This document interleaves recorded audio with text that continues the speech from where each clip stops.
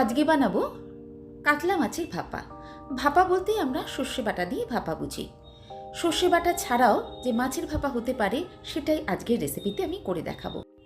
একদম কম তেল মশলায় কাতলা মাছের এই ভাপাটা গরম গরম ভাতের সঙ্গে খেতে দুর্দান্ত লাগে। আশা করছি রেসিপিটা আপনাদের ভালো লাগবে। তাহলে শুরু করা যাক কাতলা মাছের ভাপার আজকের রেসিপি। সঙ্গে আছে আমি আপনাদের বন্ধু মহুয়া। আমার চ্যানেলে সবাইকে স্বাগত জানাচ্ছি। ভাপা করার জন্য আমি এখানে 6 পিস কাতলা মাছের পিস নিয়ে নিয়েছি। মাছগুলোকে ভালো করে ধুয়ে পরিষ্কার করে নিয়েছি।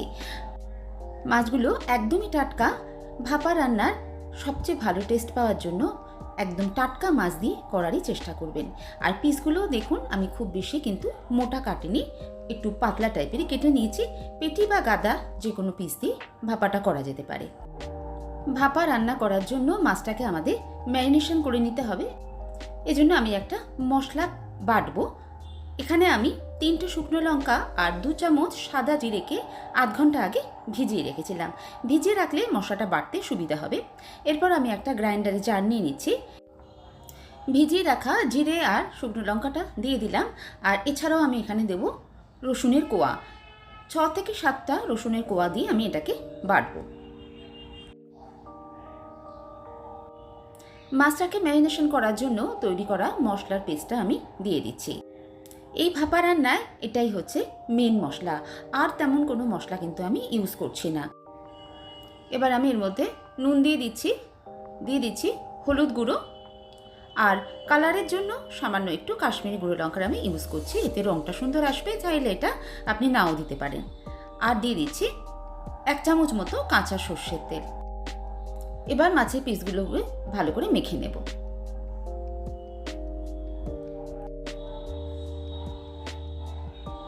এই মশলাগুলো দিয়ে ম্যারিনেশন করে মাছটাকে আমি 10 মিনিট রেখে দেবো। তারপর ভাপাটা বসাবো। মাছগুলোর গায়ে যাতে ভালো করে মশলার কোটটা পড়ে সেইভাবে মাখিয়ে নিয়েছি। 10 মিনিট বাদে এবার রান্নাটা শুরু করছি। একটা ফ্রাইং প্যানে এবার আমি দিয়ে দিলাম 1 চামচ মতো সর্ষের তেল। তেলটা গরম হলে ফোড়নে দিয়ে দেবো 2টো তেজপাতা, আর দিয়ে দিচ্ছি 1/2 চামচ সাদা জিরে। ফোড়নটা কয়েক সেকেন্ড নাড়াচাড়া করে নিয়ে এবার মাছের পিসগুলো একটা একটা করে ছেড়ে দিচ্ছি।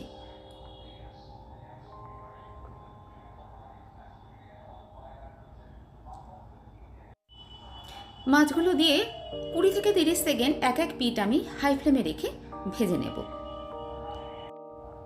খুব অল্প সময়ের জন্যই এই কাজটা করব। 20 থেকে 30 সেকেন্ডের বেশি কিন্তু এটা একদমই করব না। এতে মাছের কোনো আষ্টে গন্ধ থাকবে না। হালকা ভাজা হলে মাছে তেমন রঙও ধরবে না, আর মাছটা শক্তও হবে না। এক পিঠ ভেজে নিয়েছি দেখুন, ঠিক এর থেকে বেশি আর ভাজছি না।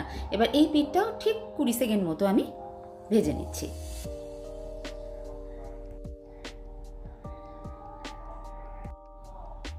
এবার দিয়ে দেবো জল।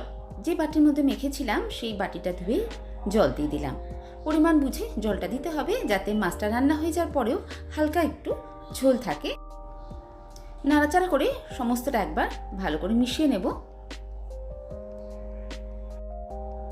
দিয়ে দিলাম পরিমাণ মতো নুন।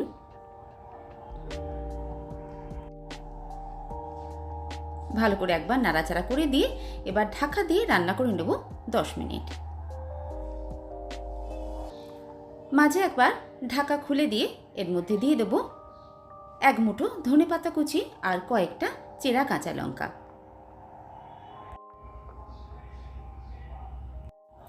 হালকা করে একটু নাড়াচাড়া করে দিয়ে ঢাকা দিয়ে বাকি রান্নাটা করে নেব।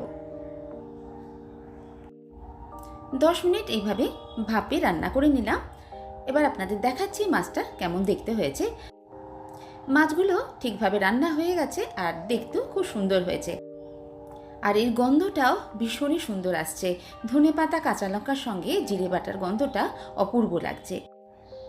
কাতলা মাছের একদম ইউনিক স্টাইলের ভাপা এখন সার্ভ করার জন্য একদম রেডি। গ্যাসের ফ্লেমটা আমি অফ করে দিয়ে কয়েক মিনিট স্ট্যান্ডিং টাইমে রেখে তারপর সার্ভ করে দেব গরম গরম ভাতের সঙ্গে। বানিয়ে নিলাম কাতলা মাছের একটা ইউনিক স্টাইলের ভাপা। খুব কম তেল মশলায় মাছের ভাপার রেসিপিটা দেখতেও যেমন ইউনিক হয়েছে, খেতেও কিন্তু দুর্দান্ত লাগে। গরম গরম ভাতের সঙ্গে খেতে অসাধারণ লাগে। সর্ষে বাটা দিয়ে মাছের ভাপা তো অনেকে রান্না করেছেন, একবার এইভাবে কম তেল মশলায় ভাপা রান্না করে দেখতে পারেন। আশা করছি আপনাদের ভালো লাগবে। অনেকে গরমকালে বেশি সর্ষে বাটার রান্না খেতে পছন্দ করেন না, কারণ এতে হজমেরও অনেকের প্রবলেম হয়। তারাও একবার এইভাবে খেয়ে দেখতে পারেন। আশা করছি আপনাদের ভালো লাগবে। ভালো লাগলে একটা লাইক আর শেয়ার করার অনুরোধ রইল। আর আমার বন্ধু হয়ে আমার পাশে থাকার জন্য আমার চ্যানেলটাকে সাবস্ক্রাইব করে নিতে পারেন। আমার চ্যানেলে আপনি এই ধরনের নিত্য নতুন আরও অনেক রেসিপি পেয়ে যাবেন। তার মধ্যে যেমন থাকবে অসাধারণ কিছু নিরামিষ রেসিপি, আবার এই ধরনের আমিষ রেসিপি, যেগুলো অন্য রেসিপির থেকে একটু আলাদা হয়। তাই অবশ্যই দেখবেন আমার রেসিপিগুলো। আর আমার রেসিপির নোটিফিকেশান পাওয়ার জন্য সাথে থাকা বেল আইকনটা প্রেস করে নেবেন, যাতে আমি যখনই কোনো ভিডিও আপলোড করি সেটা আপনার কাছে সরাসরি পৌঁছে যায়। আবার কোনো নতুন রেসিপি নিয়ে আপনাদের সঙ্গে দেখা হচ্ছে। সবাই ভালো থাকবেন, সুস্থ থাকবেন, আনন্দে থাকবেন।